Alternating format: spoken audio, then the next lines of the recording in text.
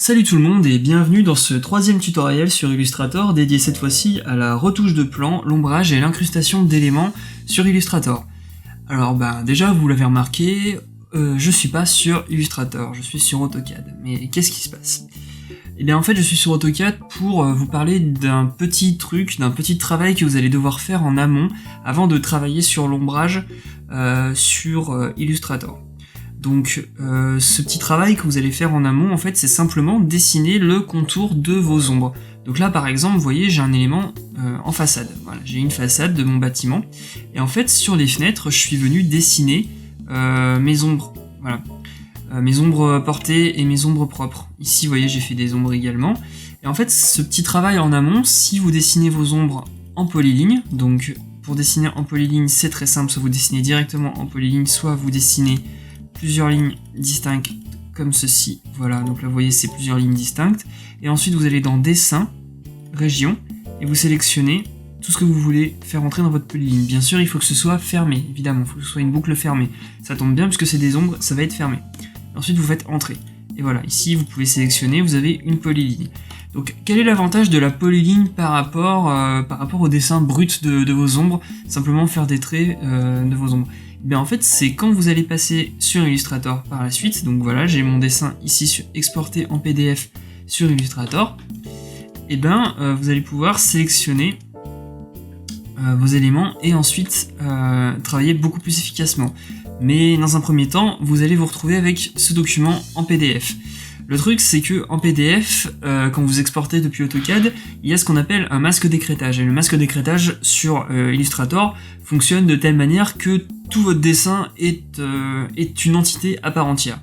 Mais nous, on voudrait pouvoir travailler sur les traits séparément. Donc pour ça, il suffit simplement, et en plus on voudrait enlever, réaliser avec un produit AutoCAD à but éducatif. Donc pour ça, il faut tout simplement sélectionner ici avec un rectangle, voilà, vous sélectionnez le bord, vous faites un clic droit, et annuler le masque d'écrêtage. Voilà, et ensuite vous n'avez plus qu'à venir ici, supprimer, voilà. Et donc là vous avez supprimé ce qui vous dérangeait. Et en fait, une fois que vous avez dessiné en polyligne vos ombres, donc vous pouvez vous créer un calque ombre sur AutoCAD, et bien vous pouvez sélectionner ici vos ombres comme étant des formes. Et le truc, c'est que comme c'est le même niveau de gris sur votre trait, vous pouvez sélectionner, si vous avez plusieurs ombres, vous pouvez sélectionner une ombre comme ceci, faire sélection, identique, aspect, et voilà, ça vous sélectionne toutes vos ombres. Donc là, vous avez juste à inverser par rapport au contour, et voilà, par rapport au contour et au fond, et voilà, vous avez vos ombres. Bon, une fois qu'elles sont sélectionnées, ne perdez pas l'occasion de les mettre dans un autre calque, voilà. Un calque qui va être par-dessus votre dessin de base. Et ensuite, tout ce que vous avez à faire, c'est aller ici, modifier leur valeur si vous voulez. Moi, par exemple, là, je trouve qu'elles sont un petit peu faibles. Donc, voilà, c'est des ombres, on va les mettre à 50%, tiens. Voilà. Bon, là, elles sont un peu fortes, mais c'est pour que vous voyez un peu le délire. Donc ensuite, votre calque, donc ici, que vous allez appeler ombre. Voilà, vous pouvez sélectionner toutes vos ombres, en fait, en cliquant ici, donc tout ce que vous avez mis dans le calque ombre, vous cliquez ici, ça va vous le sélectionner, et ensuite vous allez dans opacité, normal, vous mettez en produit, et voilà, comme ça il y a votre tracé qui apparaît sous vos ombres, et donc là voilà, vous avez donné un petit peu de relief à votre façade. Bon, ensuite vous pouvez continuer, si vous avez oublié certaines ombres, vous pouvez continuer ce travail d'ombre directement sur Illustrator. Par exemple, vous voyez ici, entre le bardage bois et la pierre, on peut considérer qu'il va y avoir une petite ombre. Donc voilà, j'ai bien verrouillé mon calque en dessous, ça prenez cette petite habitude. Vous allez voir que ça vient vite, et une fois que vous l'avez, vous allez travailler hyper efficacement. Donc voilà, je fais simplement un petit rectangle ici. Voilà. Très fin, hein, ça va être vraiment très petit, juste histoire de marquer un certain ombrage. Voilà. Et ensuite cet élément là, je viens le passer en produit. Voilà. Étant donné qu'il est en produit, le trait noir qui est en dessous apparaît en noir, et tous les traits qui sont en dessous apparaissent en noir également. Voilà. Donc là c'est si vous voulez pardon, c'est si vous voulez travailler un petit peu dans le détail. Donc par la suite, sur cette élévation, vous allez pouvoir incruster des éléments. Donc maintenant je vais vous expliquer comment faire. Donc vous allez créer un nouveau calque. On va créer un calque, tiens, végétation. Voilà. Est-ce qu'on va mettre un petit peu de végétation? Ça fonctionne exactement pareil pour des personnages. Et ensuite on va aller par exemple ici. Donc là c'est quelque chose que j'ai récupéré sur allsilhouette.com. Voilà. C'est marqué ici, on en a déjà parlé, allsilhouette.com, maintenant faut le retenir, ça va être votre nouveau site préféré pour vos silhouettes. Et moi j'ai pas envie de mettre un de ces arbres là, j'ai envie de mettre un sapin par exemple. Voilà, donc vous sélectionnez votre sapin, un petit CTRL C, hop, CTRL V. Étant donné que j'ai verrouillé tous mes autres calques, je suis sûr que le CTRL V va me coller mon objet dans ce calque là, voilà. Et ensuite, j'ai juste à positionner mon arbre à l'endroit où je veux. Voilà, donc ici, je le trouve un petit peu fort. Voilà. Ici, je le trouve un petit peu fort, donc du coup, je vais le mettre en gris. Allez, on va le mettre en gris très clair, celui-ci par contre. Donc on va le mettre en gris, voilà, 70%. Voilà, c'est nettement mieux. Mais par contre, j'ai pas envie qu'il soit devant ma maison. Là, et je trouve qu'il est devant ma maison, ça me va pas. Donc du coup, je vais mettre le calque végétation en arrière-plan. Et bon, là, vous voyez qu'il est toujours devant ma maison. Tout ce que vous avez à faire, en fait, c'est de créer un calque devant qui va être un calque, entre guillemets, masque. Voilà. Et dans lequel vous allez dessiner en blanc. Ici, avec l'outil plume, vous allez venir faire votre contour comme ceci. Voilà.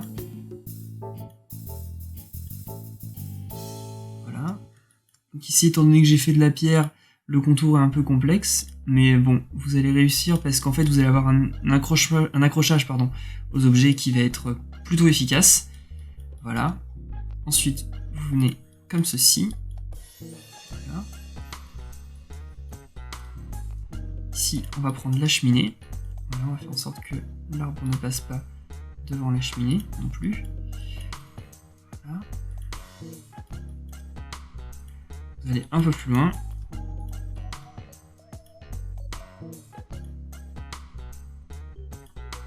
Et voilà. Hop, voilà, vous avez créé une forme blanche. Une forme blanche qui n'apparaîtra pas à l'impression, évidemment. Et voilà, vous avez votre arbre qui est ici, derrière votre maison. Donc ça, c'est des petits trucs à voir, à faire. Et ensuite, par exemple, on va mettre, pour donner un peu plus de profondeur, on va mettre un autre sapin. Tiens, on va mettre celui-là. Hop. On va mettre un autre sapin. Donc je verrouille bien mon calque masque pour être sûr que ça se colle bien dans le calque végétation. On va mettre un autre sapin ici par exemple. Pareil, qui est un peu fort. Donc pour modifier le niveau de gris, vous modifiez sa luminosité. C'est encore ce qu'il y a de plus simple. Vous désaturez à fond, vous mettez saturation à 0 et vous modifiez la luminosité. Donc là par exemple, je vais mettre à 30%, je vais mettre un peu plus fort.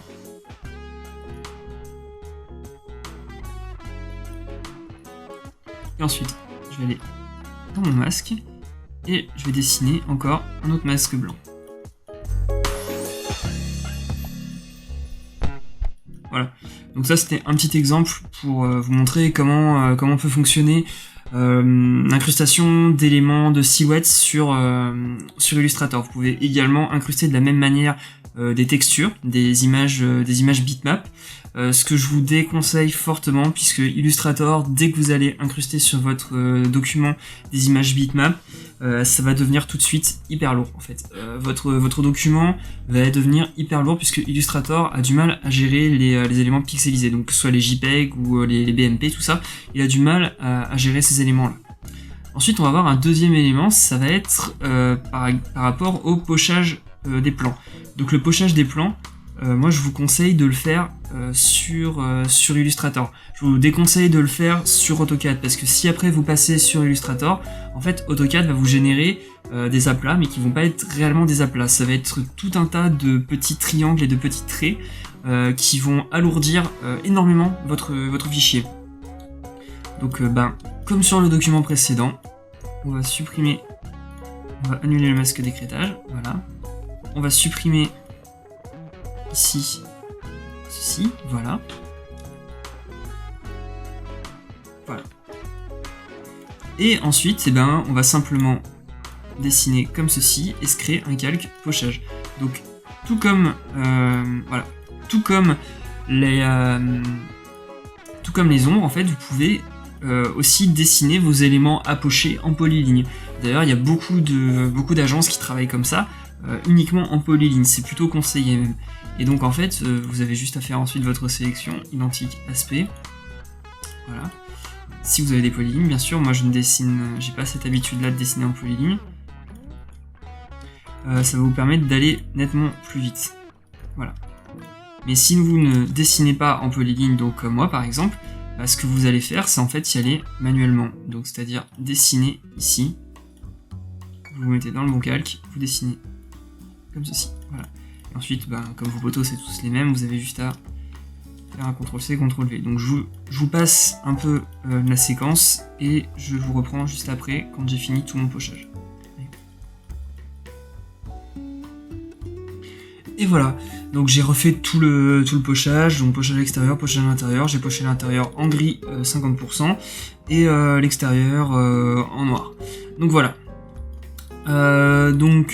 Maintenant, on va éviter que ce soit redondant. Je vais vous montrer un petit dernier truc avant qu'on se quitte. C'est la création, l'édition et l'application de motifs dans un plan. Donc en fait, par exemple, ici, on pourrait avoir envie de distinguer un petit peu les espaces. Donc vous voyez, par exemple, on a l'espace d'entrée qui est en continu avec l'espace de séjour. On aimerait pouvoir distinguer ces éléments-là. Et donc, ce qu'on va pouvoir faire, par exemple, c'est mettre en avant soit l'espace de séjour, soit les chambres et la salle de bain par un motif au sol. Donc moi, ce que je peux vous montrer ici par exemple, c'est comment réaliser un motif sur les chambres, un motif assez simple sur les chambres. Donc pour ça en fait, il vous suffit de, dans un premier temps, créer un aplat basique. Donc là on va créer un aplat de gris, voilà, un aplat de gris standard. Partez de ce point de vue là, comme ça va vous permettre de travailler beaucoup plus efficacement après, vous allez voir. Ne partez pas du principe que vous allez faire directement votre motif tout beau tout propre. Donc voilà, on va créer ici, voilà, un aplat. Donc cet aplat, on va le mettre en produit, bien sûr. Et donc on veut donner un peu de relief à tout ça. Donc on veut pas, par exemple, que le motif passe par-dessus le lit ou par-dessus les portes. Donc ce qu'on va faire, je vais le mettre en une autre couleur, enfin, je vais le mettre un peu plus clair, voilà, pour qu'on le distingue bien du pochage. Donc on aimerait que voilà, le lit ressorte et tout ça machin. Et donc du coup on va devoir faire un trou à l'intérieur du dessin. Donc ça peut être plutôt aisé quand on est par exemple sur le lit ici, donc on a juste à rajouter des points. Donc voilà, comme ceci. Hop. Voilà, la petite plume avec le plus à côté, ça vous permet de rajouter des points. Et ensuite, hop, si on met la flèche blanche en deuxième outil, ben voilà, ça va nous permettre de travailler comme ceci. Voilà. Mais ça, c'est si on a un élément qui touche le bord de notre tracé. Vous voyez, ça, là, voilà, le lit touche le bord du tracé, donc je suis en veine, je peux faire ça. Par contre, cette porte-là, vous voyez, elle touche pas le bord du tracé. À aucun moment, je vais pouvoir, voilà, si je prends la plume, à aucun moment, je vais pouvoir avoir le petit plus. Et ben en fait, ça va être très simple ce qu'on va devoir faire. On va faire une forme un peu plus foncée, voilà. Ici, il se trouve que c'est une forme rectangle, donc on est verni, hop, et on va la faire comme ceci. Vérifiez bien que cette forme soit par-dessus le tracé que vous voulez perforer. Basiquement, on va perforer ce tracé grâce au pathfinding. Le pathfinding, en fait, c'est un élément qui travaille en mathématiques booléennes, donc c'est-à-dire il gère les collisions entre tracés, et donc ce qu'on va faire, c'est qu'on va sélectionner ces deux tracés-là. Donc vérifiez bien que celui-ci soit au-dessus de celui-là, c'est très important. Et ensuite, on va aller ici, dans le pathfinding, ou dans fenêtre Pathfinder, voilà, Pathfinder, et en fait, tout ce qu'on aura à faire, c'est soustraction. Et voilà. Et donc là, en fait, vous avez un trou à l'intérieur de cet élément-là. Et donc ensuite, vous pouvez travailler exactement de la même manière ici.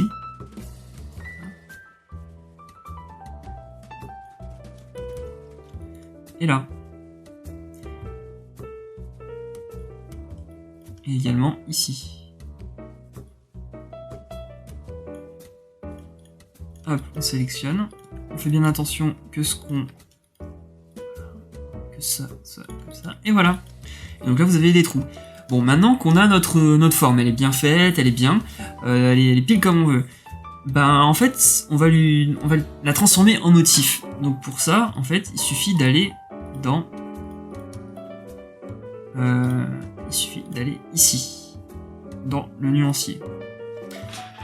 Et en fait, dans le nuancier, vous avez plusieurs éléments. Donc vous pouvez faire des aplats ou vous pouvez aller ici faire des styles. Vous voyez, par exemple, là, j'ai un style noir, repérage. Voilà. En fait, ici, vous avez plein de styles. Et on va aller dans motif. Motif, graphique base, et dans graphique base, vous avez des lignes. Et en fait, simplement, ces éléments-là, ça va être des hachures. Voilà. Une fois que vous avez sélectionné votre hachure, donc on va lui mettre une hachure assez fine, voilà, on va lui mettre celle-là. Votre motif, vous marquez qu'il n'est pas ultra beau hein, par rapport à tout ça, vous aimeriez pouvoir le modifier un petit peu. Et donc en fait, votre motif, tout simplement, ce que vous allez pouvoir faire, c'est vous cliquez dessus, vous faites un clic droit, vous allez dans transformation, dans mise à l'échelle. Et dans mise à l'échelle, eh bien, ici vous avez transformation d'objet et ici transformation de motif. La transformation d'objet, si vous faites une mise à l'échelle, va vous réduire votre objet. La transformation de motif, comme vous l'avez deviné, ne va vous réduire que votre motif. Et donc là, par exemple, on va lui mettre du 50%. Vous pouvez faire un aperçu ici pour voir ce que ça vous donne. Donc là, 50%, c'est peut-être encore un petit peu grand. Voilà, 40%, 40%, même c'est encore un chouïa grand.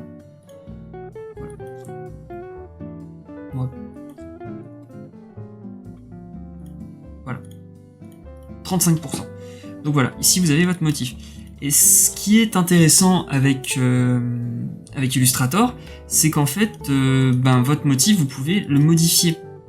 C'est-à-dire que là, j'ai modifié son échelle et tout, mais je peux le modifier. Donc là, voilà, vous voyez, hop, si je clique ici, en fait, ce motif-là, je vais pouvoir modifier son tracé. Par exemple, sa couleur. Je vois que c'est des traits noirs. J'aimerais que ces traits soient légèrement plus fins, enfin moins noirs. Donc déjà je désature, et je vais lui mettre une saturation à luminosité à 30%, voilà. Et par exemple, si vous voulez, admettons, redessiner sur ce tracé-là, donc là j'ai bien le contour de la même couleur, ici je prends une ligne, vous pouvez voilà, redessiner comme ceci sur votre motif. Voilà.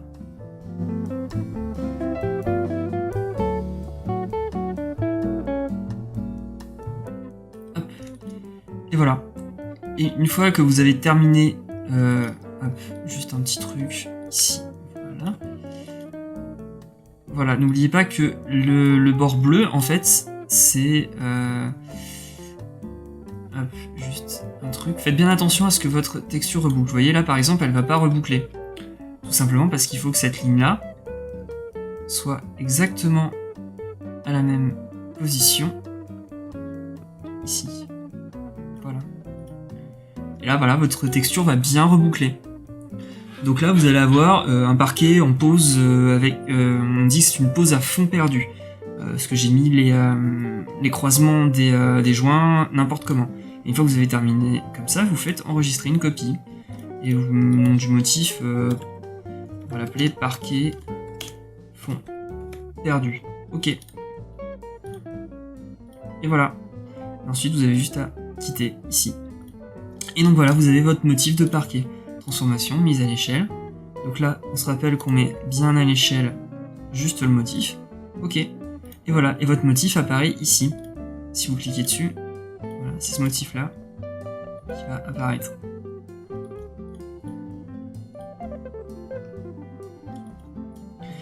Voilà. Donc c'était un petit truc que je voulais vous montrer. J'espère que ce tutoriel vous aura plu, qu'il n'aura pas été trop long, qu'il vous aura aidé.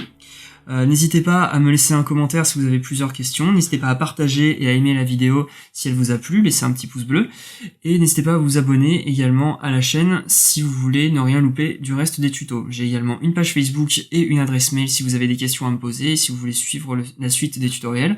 Sur ce, je vous dis à très bientôt pour un prochain tuto. Allez, salut!